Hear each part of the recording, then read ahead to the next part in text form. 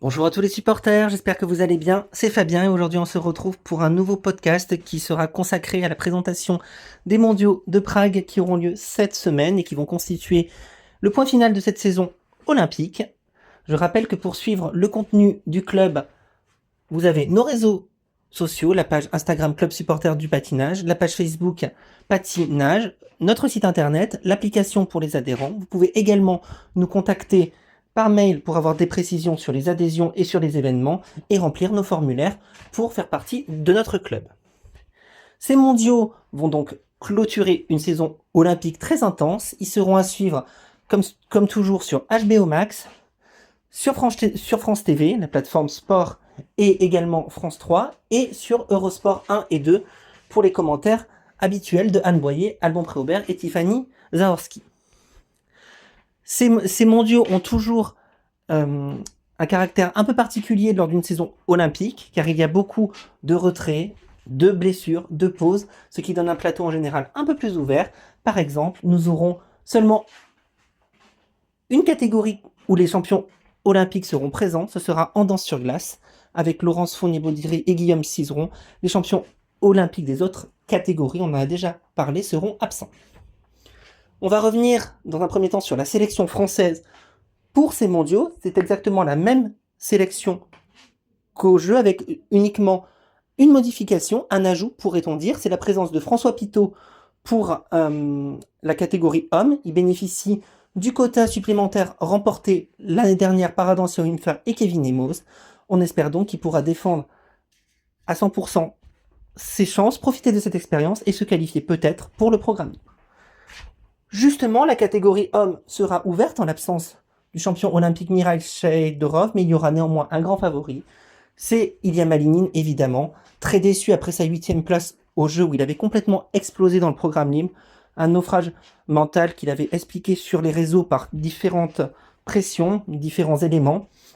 Il va être très revanchard, il aura envie de montrer qu'il est le meilleur, et s'il patine à son meilleur niveau, personne n'ira le chercher. Derrière, ça se battra comme toujours pour les médailles d'argent et de bronze, avec Yuma Kagiyama, habitué aux secondes places, et médaillé d'argent olympique, même si sa médaille était très heureuse, car le programme libre était très émaillé d'erreurs. On suivra également Shun Sato, médaillé de bronze olympique après une belle remontée, qui aurait même pu être deuxième.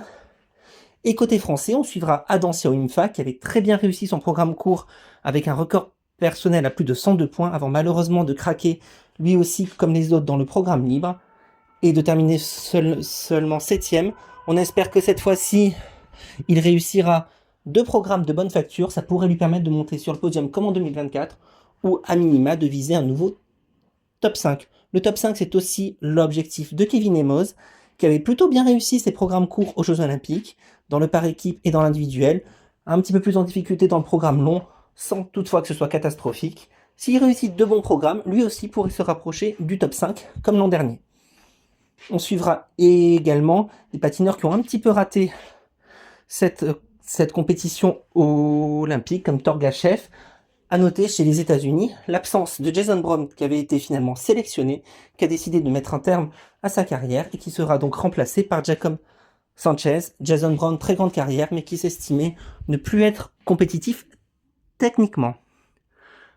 Du côté couple, là aussi beaucoup de forfaits, l'absence de Miura Chiara, les champions olympiques, auxquels s'ajoutent les forfaits désormais de Ghilardi, Ambrosini, les Italiens qui arrêtent leur carrière, et des Américains Kaim Oshii, blessés, et qui font donc l'impasse sur cette compétition. Là aussi, le plateau sera un peu plus ouvert, même si les favoris sont les Géorgiens Metelkina Berulava, 2e aux Jeux Olympiques, et surtout les Allemands Az Volodin, 3e des Jeux après avoir dominé le programme court. S'ils font un sans faute, ils devraient être premiers, car leur programme est le meilleur de tout le plateau. Néanmoins, cette saison, sur les programmes libres, ils ont souvent eu des petites difficultés, que ce soit sur les sauts ou sur les portées. Ce sera donc à suivre pour espérer, pourquoi pas pour eux, remporter un titre mondial. Ce serait le premier pour l'Allemagne en coupe depuis Savchenko-Massot en 2018.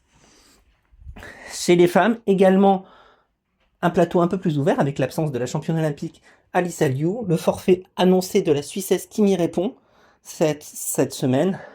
La favorite sera Kaori Sakamoto, évidemment, Kaori qui a déjà remporté 3 fois le titre mondial, qui était deuxième l'année dernière, qui voudra finir sa carrière sur une très belle note.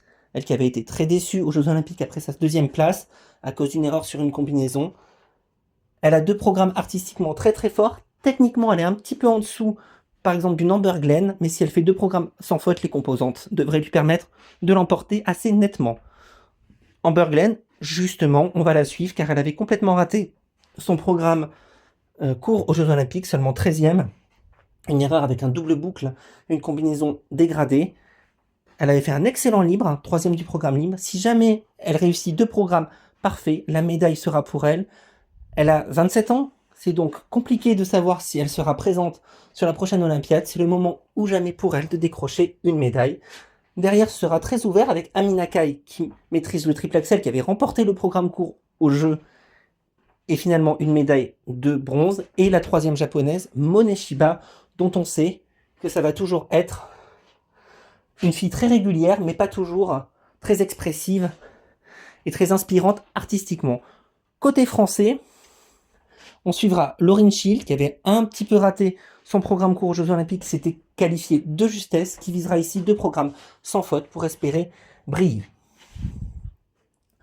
En danse sur glace, là encore, ça va être ouvert, mais derrière les favoris, car c'est la seule catégorie où les champions olympiques sont présents, avec Laurence Fournier-Baudry et Guillaume Cizeron. Laurence et Guillaume qui ont choisi de faire la saison complète, qui termineront donc par les mondiaux, ils seront les grands favoris. On va ensuite de se reposer, de prendre une décision pour la suite de la saison et de leur carrière. La saison prochaine, pardon.